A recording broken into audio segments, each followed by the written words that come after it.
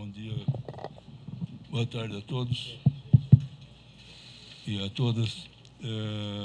Gostaria de fazer uma saudação aqui ao excelentíssimo senhor Dr. Guilherme Derrit, secretário de Estado de Segurança Pública, excelentíssimo senhor Dr. Ricardo Nunes, prefeito do município de São Paulo, excelentíssimo senhor Dr. Lincoln Gaquia, oitavo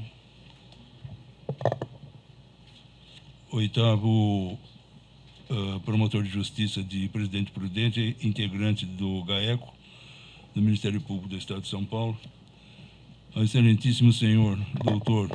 Fábio Tebecherani Calaf, subprocurador de Justiça de Políticas Criminais, excelentíssima senhora doutora Márcia Cecília Meng, superintendente da Receita Federal da 8ª Região Fiscal, e o excelentíssimo senhor doutor Cássio Araújo de Freitas, comandante-geral da Polícia Militar do Estado de São Paulo.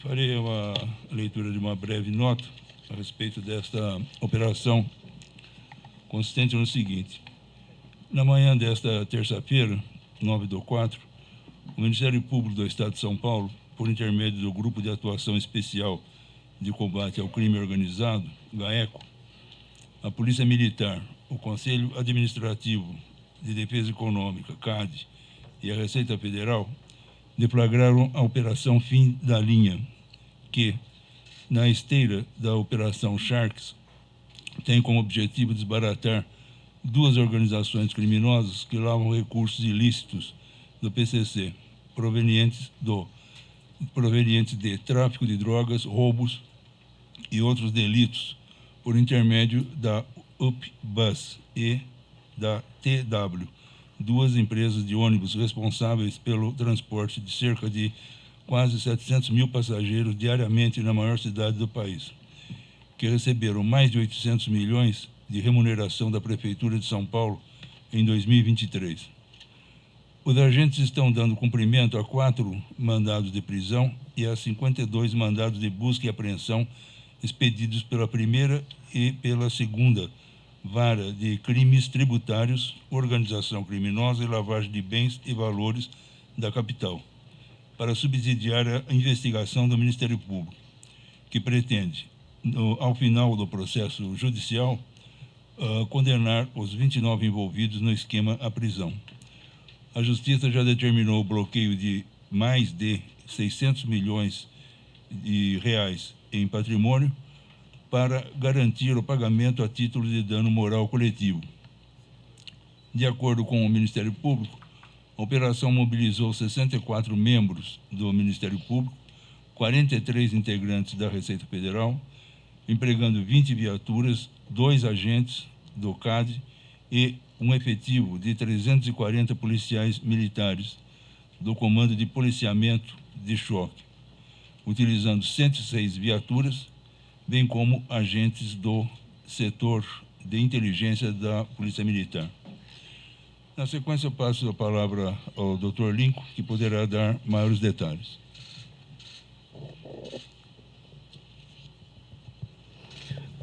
Bom dia a todos.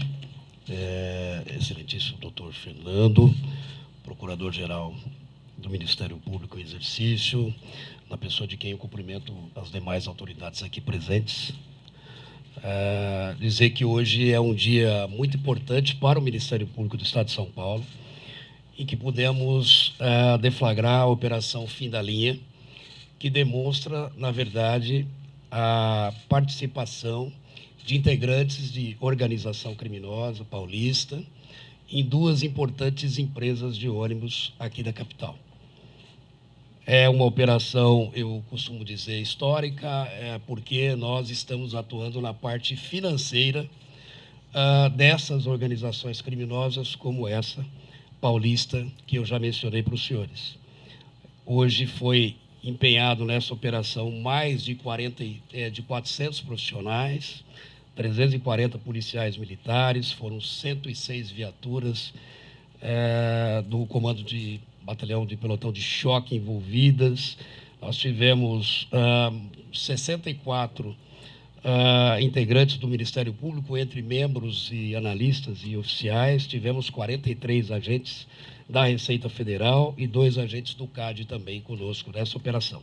Então, um exemplo de operação integrada, que nós sempre temos defendido, e que as instituições atuam de maneira coordenada, né, e em sincronia para deter o avanço dessas organizações criminosas.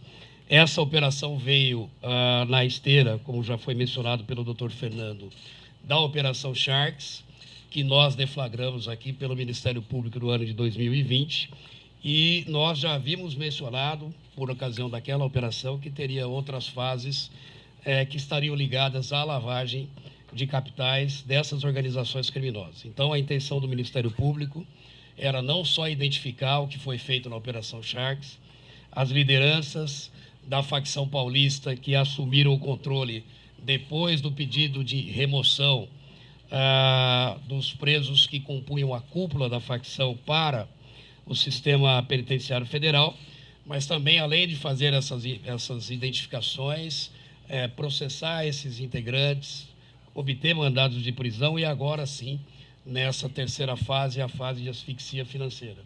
O que nos preocupa, o que nos preocupou bastante nessa operação, foi que a facção já tem tomado contornos de máfia, né? E por ser uma organização criminosa que está tomando contornos de uma organização de matiz mafiosa, ela também tem como uma das suas características principais a infiltração nos poderes do Estado.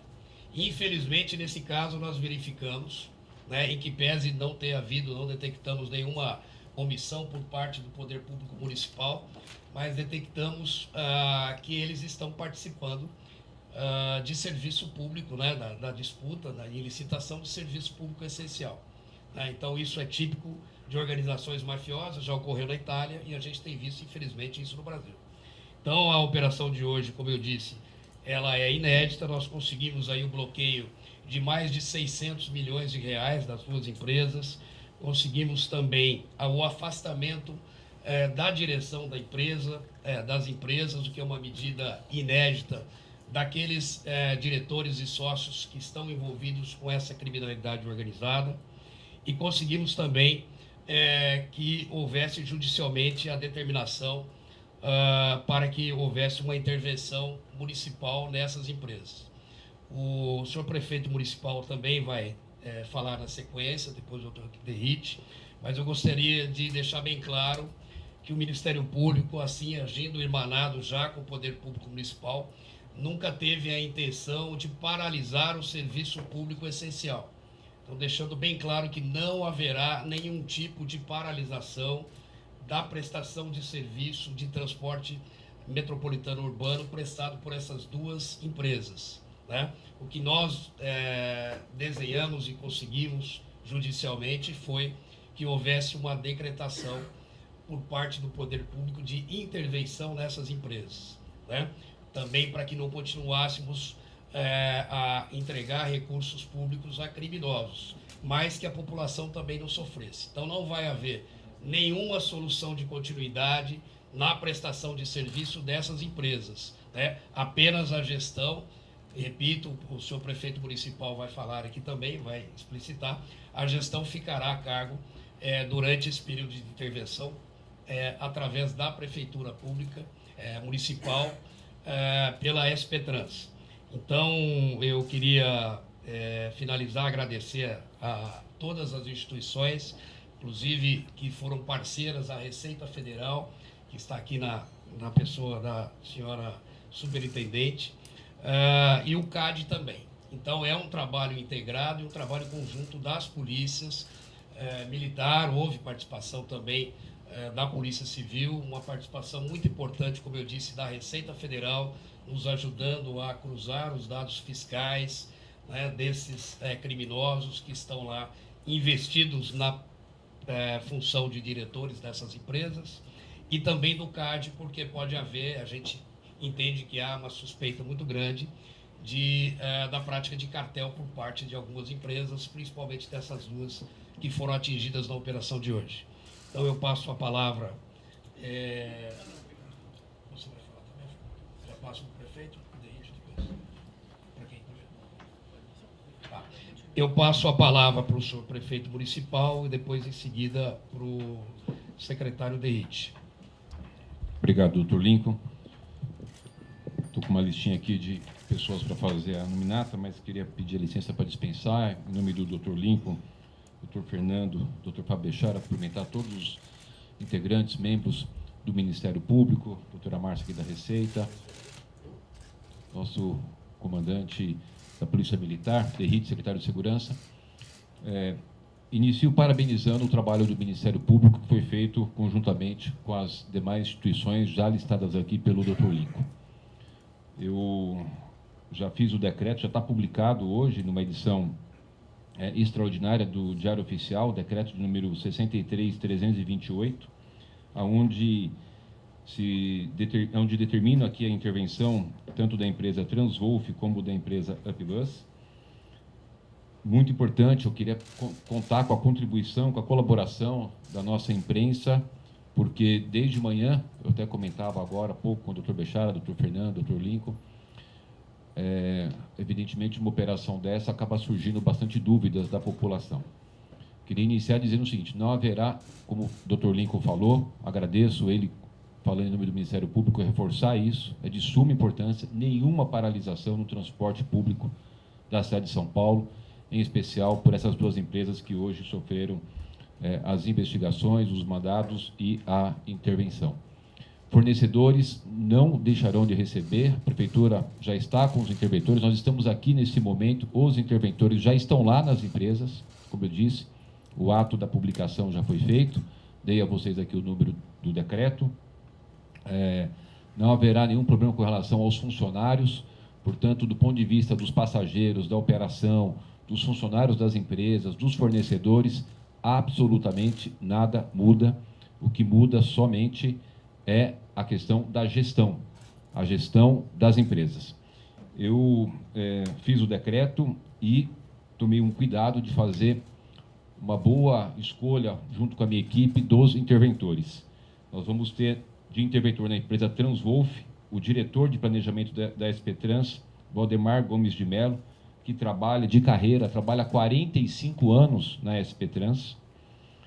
Na empresa UpBus, o interventor será o diretor de operações da SP Trans, Wagner Chagas Alves, que trabalha 40 anos na empresa, e somado aos interventores, um representante da nossa Controladoria Geral do município, está aqui o doutor Daniel Falcão, nosso controlador geral, um representante da Procuradoria Geral do município, está aqui a doutora Marina Magro, nossa procuradora geral, e um representante da Secretaria da Fazenda, de forma a que a gente possa continuar contribuindo com o Ministério Público nas ações, dar agilidade nessa mudança de gestão e fazer com que nenhuma alteração do ponto de vista da operação seja sentido pelos nossos usuários, que é muito importante.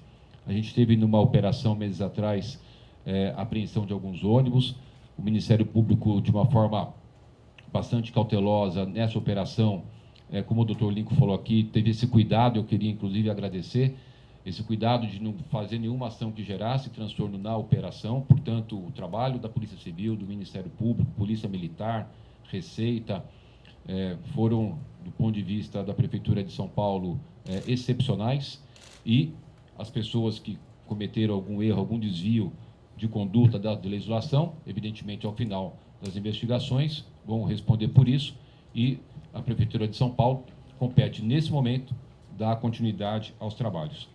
Queria aproveitar e ressaltar que já meses atrás eu havia solicitado que a nossa Procuradora-Geral, nosso controlador, viesse ao Ministério Público, tiveram com o Dr. Lincoln, colocando material, se colocando à disposição das investigações. A Prefeitura de São Paulo, de hipótese alguma, irá pactuar com qualquer tipo de desvio de função ou de desrespeito à legislação. Portanto, fica aqui mais uma vez, reitero os meus agradecimentos, meus cumprimentos ao Ministério Público, que podem sempre contar com a Prefeitura de São Paulo.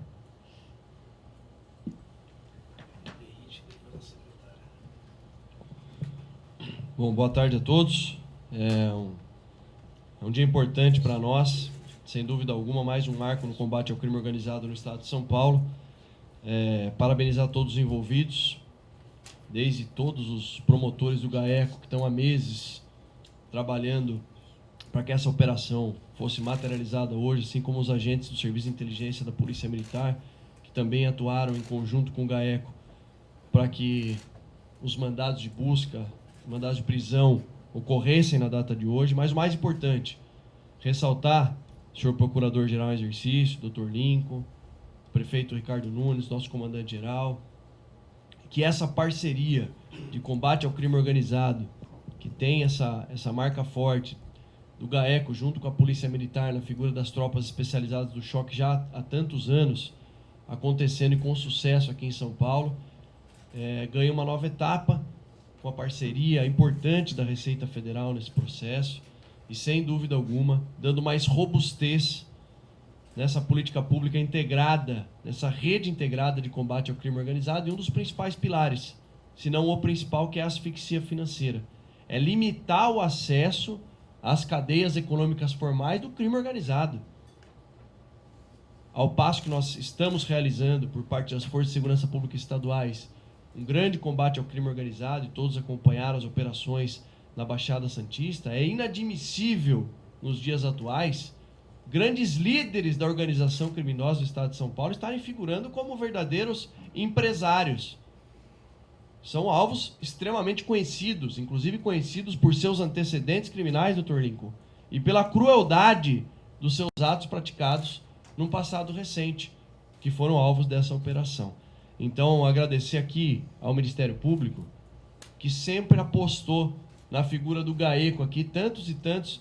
Nosso amigo Dr. Sarrubo, que hoje está como secretário nacional de Segurança Pública, faço questão de fazer um justo reconhecimento. Ao Dr. Lincoln, que está há tantos e tantos anos, Dr. Bechara, são referências para nós aqui no combate ao crime organizado, e dizer que as forças de segurança estaduais, a Polícia Militar, a Polícia Civil, mas em especial na data de hoje a Polícia Militar, na figura do Centro de Inteligência da Polícia Militar e de todos os seus agentes, das agências regionais destacadas em todo o Estado, nós estaremos ombro a ombro com o Ministério Público e com todas as instituições nessa rede integrada de combate ao crime organizado, visando sempre essa asfixia financeira ao crime organizado, impedindo que eles tenham acesso às cadeias formais econômicas, evitando a lavagem de dinheiro e diminuindo cada vez mais o poder econômico deles, aumentando, sim, essa rede de proteção da sociedade a esse efeito tão nocivo que o crime organizado, ele, infelizmente, traz para a nossa população. Da nossa parte, e o Dr. Lincoln sabe disso, podem ter certeza que nós esperamos e vamos trabalhar que seja, assim, a primeira de muitas outras fases dessa operação e de outras tantas em que a Polícia Militar, a Polícia Civil estarão ao lado do Ministério Público combatendo o crime organizado do Estado de São Paulo. Parabéns a todos os envolvidos.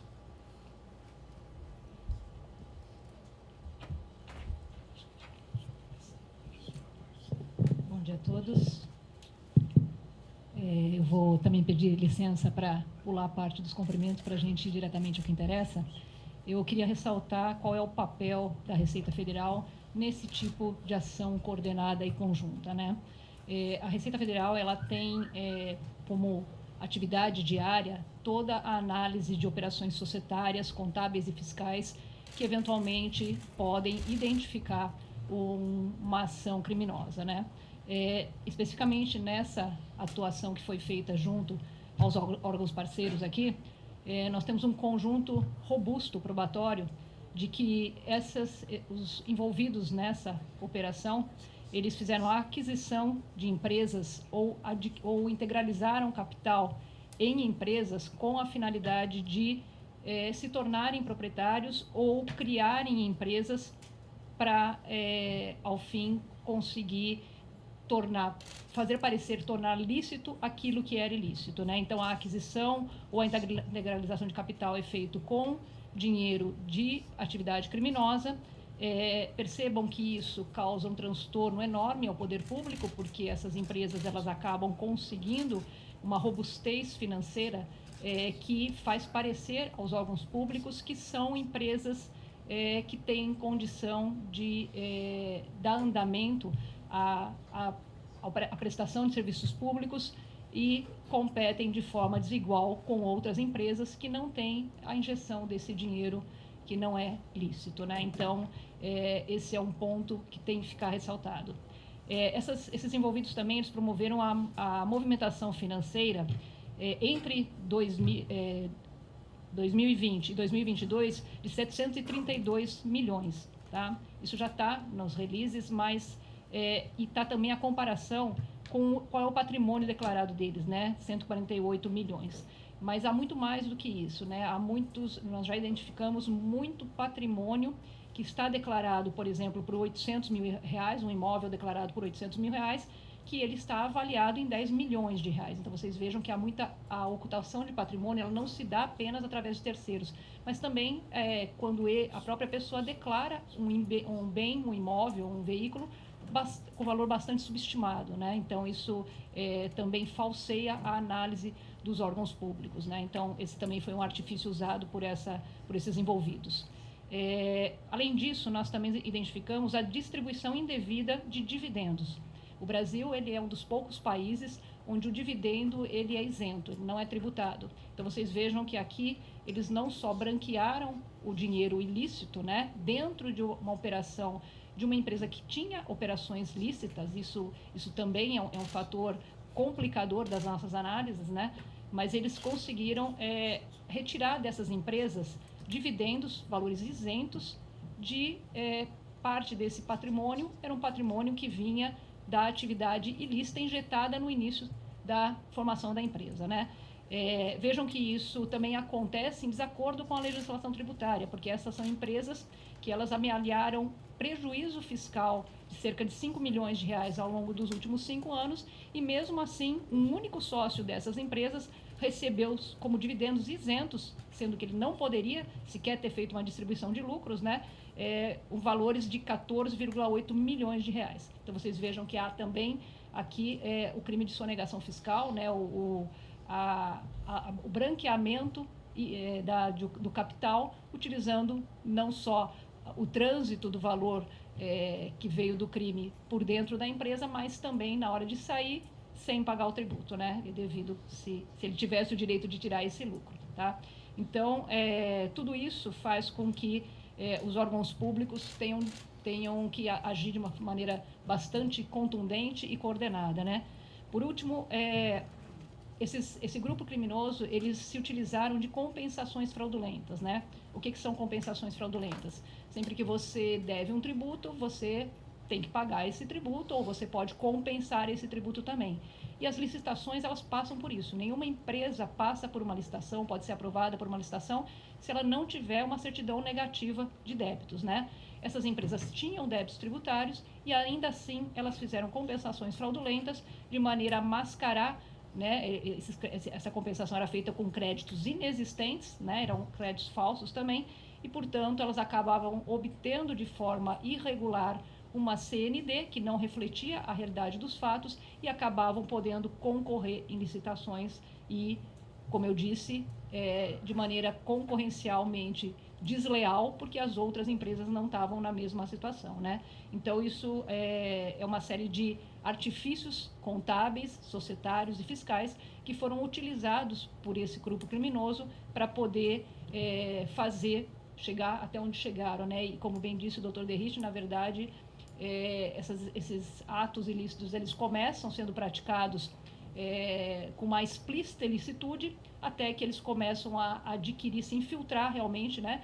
Passar por empresários, né? E, de fato, não são empresários. Na verdade, são pessoas que se utilizaram do recurso ingressado ilicitamente, né? De origem ilícita, para concorrer de maneira ilegal e passando ao longo dos tempos a se transformar naquilo que nos parece, à primeira vista, né, sem uma análise mais detalhada, um empresário, né, que tenha condição de ter tudo aquilo que ele tem, né?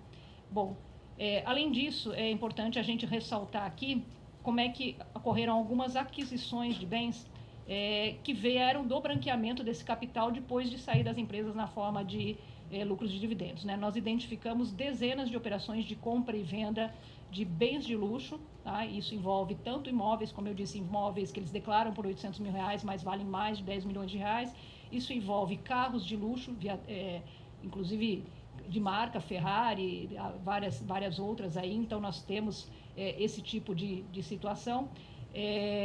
Essa aquisição é importante que se saiba que nem sempre ela é adquirida exatamente no nome da pessoa física ou da pessoa jurídica, que é a real detentora do bem. Muitas vezes eles usam complexas redes de holdings, né, e empresas de participação para conseguir disfarçar a titularidade da propriedade do bem, e por isso também é necessária uma investigação bastante profunda para a gente chegar aos reais beneficiários, né? Nesse caso concreto, nós tivemos inclusive o envolvimento de revendedoras de veículos de luxo, que elas davam o carro para ser usado por essas pessoas. Essa propriedade nunca era transferida, ela permanecia na propriedade formal da revendedora de carro.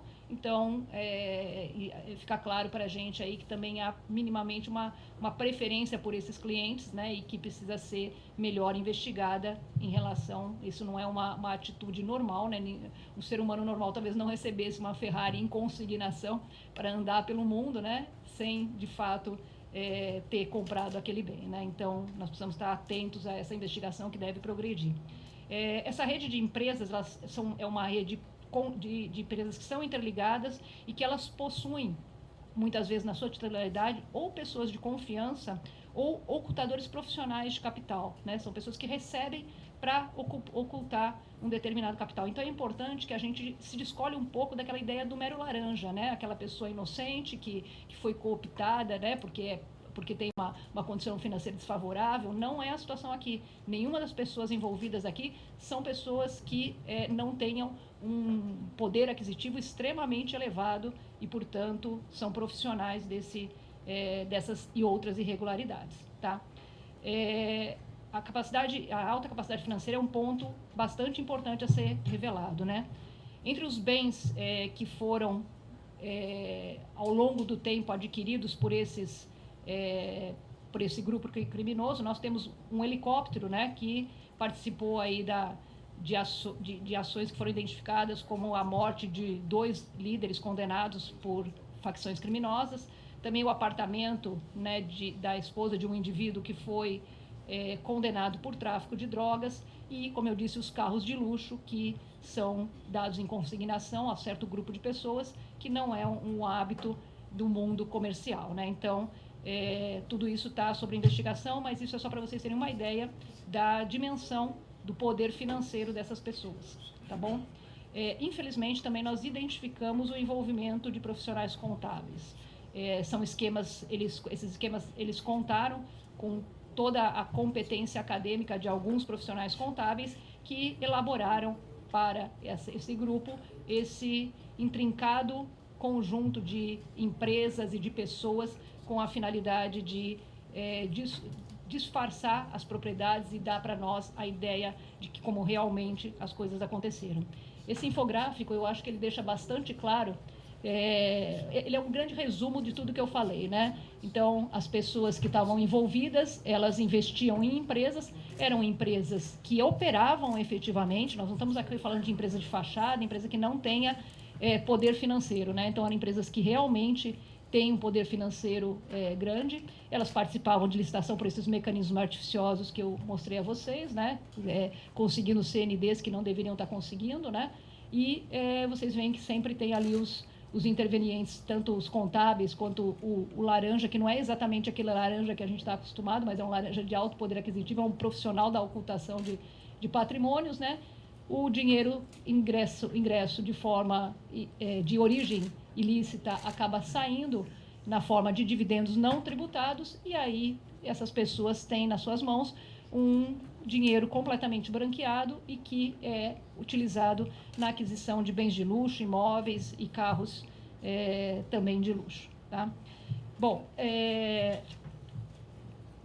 eu queria também aqui salientar qual é o grande problema enfrentado pelas forças de segurança pública e pela própria Receita Federal em nossos portos e aeroportos. Vocês devem ter acompanhado todas as repercussões que nós estamos tendo, né, de pessoas que vão viajar e têm a sua mala trocada e acabam sendo presas no exterior. Vocês acompanham também a quantidade de drogas que são verificadas nos portos e aeroportos, né? Os portos e aeroportos são os pontos de entrada e saída, e é onde a Receita Federal atua para tentar coibir esse tipo de ato ilícito, né? E nós temos aí também as fronteiras e todo o território brasileiro. E todas as polícias atuam para poder conseguir combater isso. Mas vocês vejam que se a gente não tem ações integradas e coordenadas como essa, que asfixie o fluxo financeiro e que identifique as pessoas envolvidas para a persecução penal, nós não temos como dar conta do fluxo ilícito de drogas que sai pelos nossos portos e aeroportos. E isso é um problema bastante sério para a Receita Federal, e acho que aí fica muito claro para vocês que a Receita, não sendo só um órgão de tributação, mas também um órgão aduaneiro, a nossa preocupação em nos engajarmos nesse tipo de ação, né, fornecendo todos os dados necessários para que a persecução penal possa ser feita de uma forma correta. Para vocês terem ideias, né, isso não só traz para a gente insegurança nos viajantes, para os viajantes, isso é um problema de saúde pública e também de dignidade da pessoa humana, porque muitas das pessoas que trafegam são mulas que levam no seu interior do seu corpo engolido cápsulas, né, com cocaína, né, com outras drogas, né? Então, isso não é só um problema policial, isso é um problema de saúde pública, é um problema de dignidade da pessoa humana que o Brasil tem que atacar fortemente, né? Nas nossas remessas postais, entre o ano de 22 e 23, a Receita Federal, junto com os órgãos parceiros, apreenderam 0,5 tonelada de drogas. Isso pode parecer pouco, mas lembre-se que a remessa postal é aquele envelopinho que chega nas pessoas, aquele pacotinho que chega nas pessoas em casa, entrega delivery, né? O tráfico usa esse tipo e nós, então, temos uma atenção especial em toda a remessa postal internacional que passa pelo nosso país. Nós também tivemos aí, nesse período, 2 toneladas de drogas apreendidas no aeroporto de São Paulo, em parceria com a Polícia Federal, em parceria com as polícias, né, para tentar inibir e proteger a sociedade de ser usada, né, de um passageiro ser usado inadvertidamente, tendo a sua mala contaminada por uma droga que ele, de fato, não tem envolvimento nenhum, mas quando chega lá no exterior para explicar isso para a autoridade estrangeira, que ele não teve nada a ver com isso, é muito complexo, né? E para vocês terem uma ideia do total de drogas apreendidas pela Receita e pelos órgãos parceiros, nós apreendemos no período de 2019 a 2023 201 toneladas de drogas, em especial cocaína, tá? 52% desse movimento, desse volume, ele passa pelo Porto de Santos, o maior porto abaixo da linha do Equador. Então, vocês vejam que os desafios nossos aqui, todos esses órgãos sentados aqui, eles são gigantescos, né? E nós precisamos continuar trabalhando com esse tipo de operação coordenada, de forma funcional, para que a gente possa dar conta. O lado de lá é muito organizado, nós aqui precisamos ser ainda mais organizados para chegarmos ao resultado que chegamos hoje. Então, parabéns, agradeço a todos os parceiros institucionais que estão aqui e parabéns pela operação que foi deflagrada.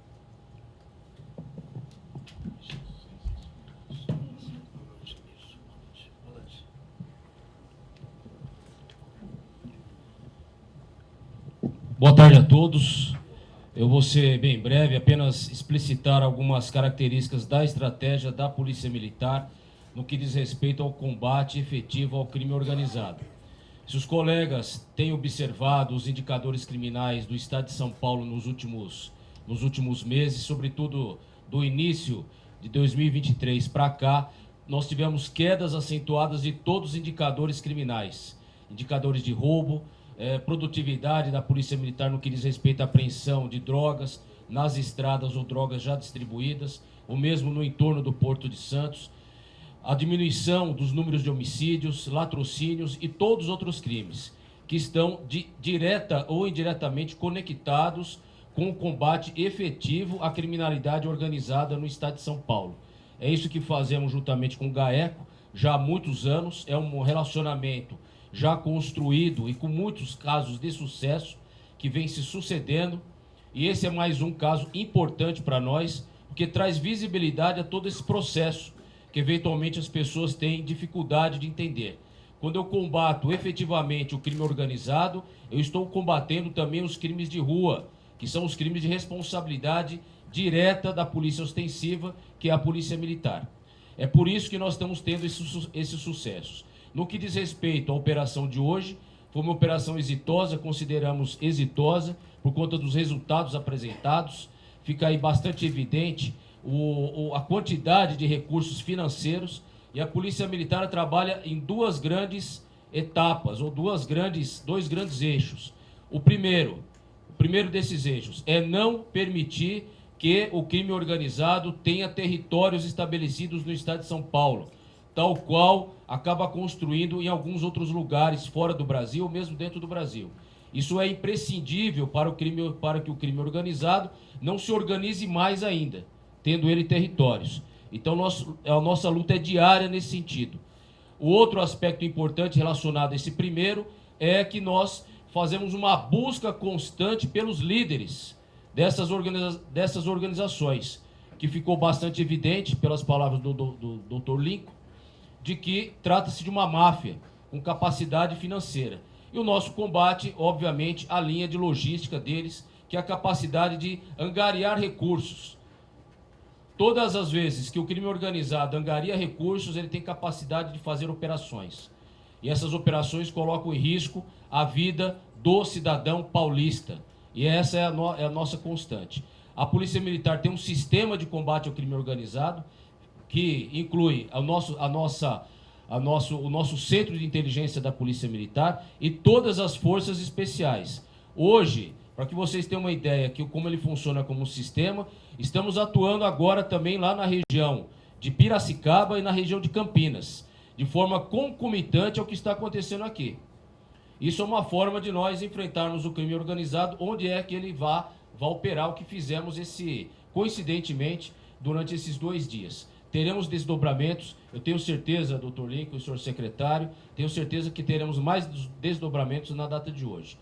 Outro aspecto que é muito importante para que a cidade de São Paulo permaneça tranquila é que estamos iniciando agora uma operação Impacto na Zona Sul de São Paulo, preponderantemente na Zona Sul, mas em toda a capital, para garantir o fluxo do transporte.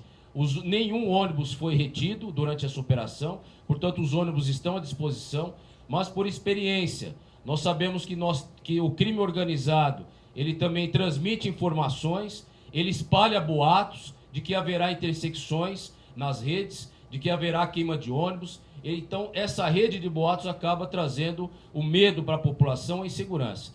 Então, estamos iniciando, por conta disso, já de uma forma preventiva, que não teve nenhum evento, mas de uma forma preventiva para garantir a mobilidade na cidade de São Paulo. Então, todas as linhas de ônibus, nós estamos agora, vamos iniciar um patrulhamento na portaria das empresas e, posteriormente, em toda a cadeia logística dessas empresas de ônibus, para dar essa tranquilidade e garantir a mobilidade para que o cidadão paulistano possa trabalhar, estudar com tranquilidade durante toda essa semana. Obrigado.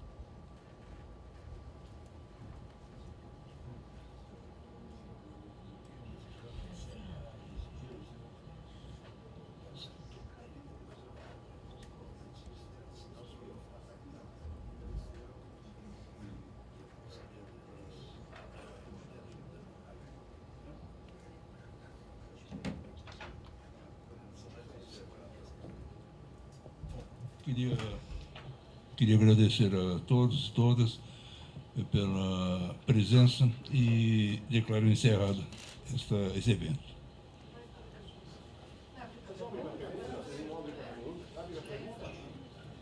Eu atendo aí, eu e os colegas podemos atender individualmente.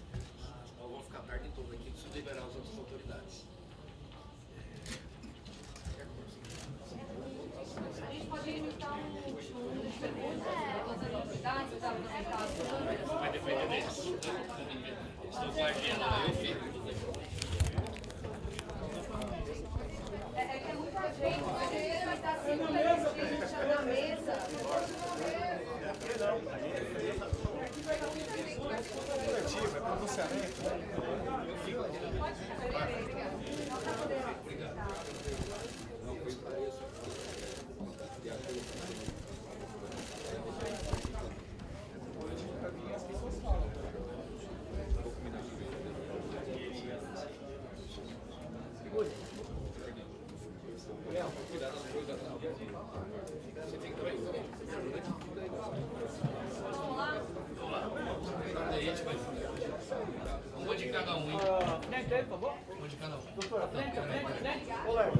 Tá ligado? Uma pergunta de cada um, por favor. Vai ficar. Eu não sei como é que vocês vão se organizar, hein?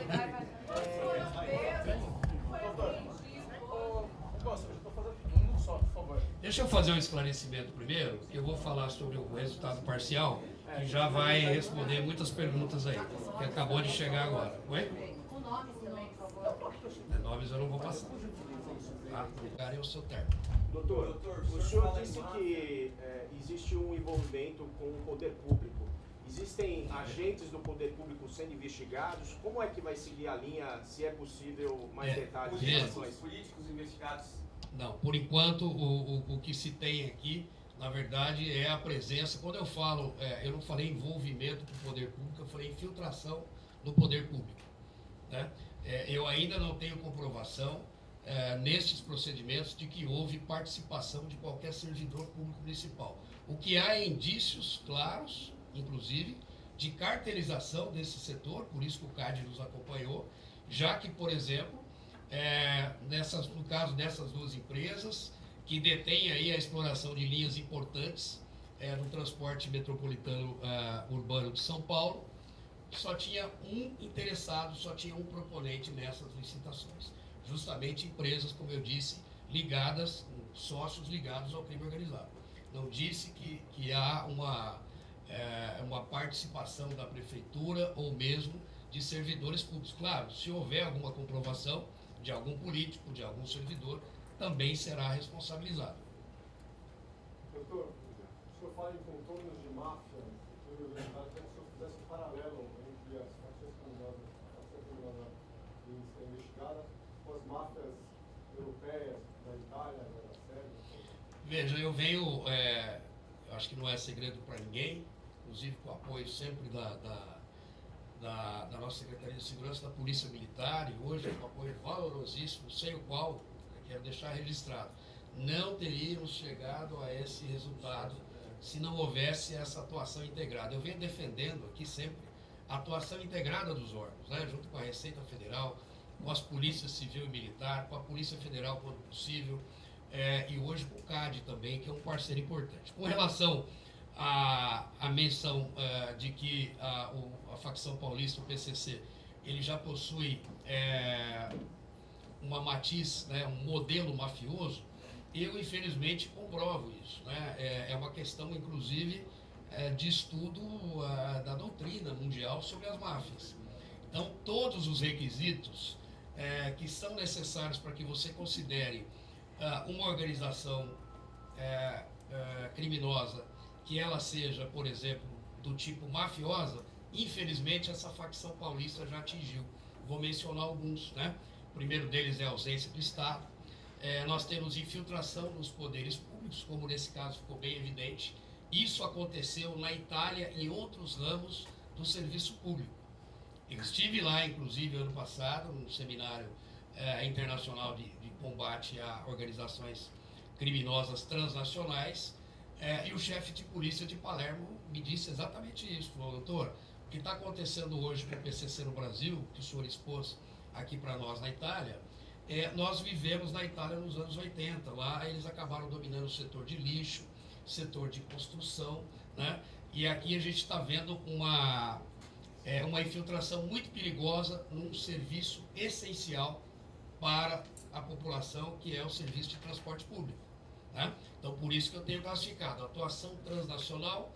Aí, quando eu digo infiltração nos poderes, eu quero dizer isso, porque se você participa de um certame, de uma licitação pública, e você é concedente, né?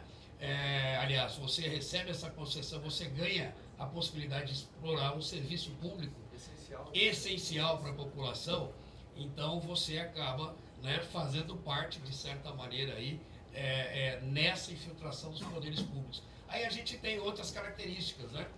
A expertise no branqueamento de capitais, que foi tão bem esclarecido aqui. Veja, a gente não está tratando daquele branqueamento de capitais aí com laranja, uma coisa mais simplória que a gente via no passado e que era mais simples de nós chegarmos. O dinheiro normalmente ele não tramita no mercado financeiro formal, né, e não é em camadas, né? Então eles têm usado uma engenharia financeira com, inclusive, assessoria de contadores, né, na verdade, que são profissionais, né, para indicar esses caminhos, criação de dezenas de empresas, não é?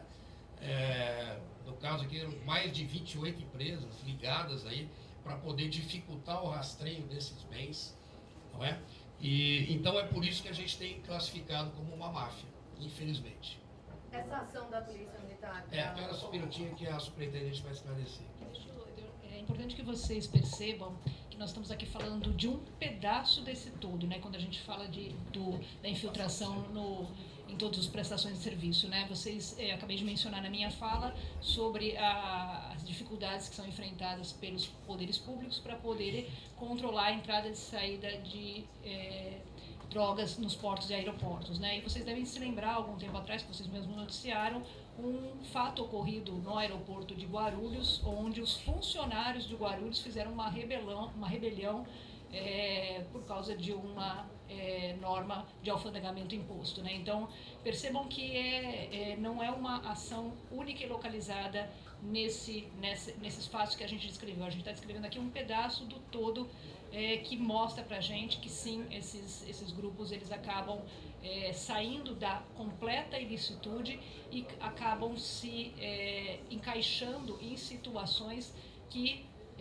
ou ele acessa o poder público, alguma licitação, alguma coisa assim, ou ele impede uma prestação de serviço adequado, como foi no aeroporto de Guarulhos, e por trás disso você não tem apenas funcionários insatisfeitos, né? Você tem algo mais. Isso foi descrito pelo comandante de polícia aqui também, quando a gente está falando de transporte público, quando algumas ônibus queimados e coisas assim começam a acontecer com a finalidade de assustar a população e ter aí a atenção para aquilo que eles eventualmente estejam aparentemente, licitamente reivindicando, né? Então, esse é todo o contorno que a gente precisa perceber.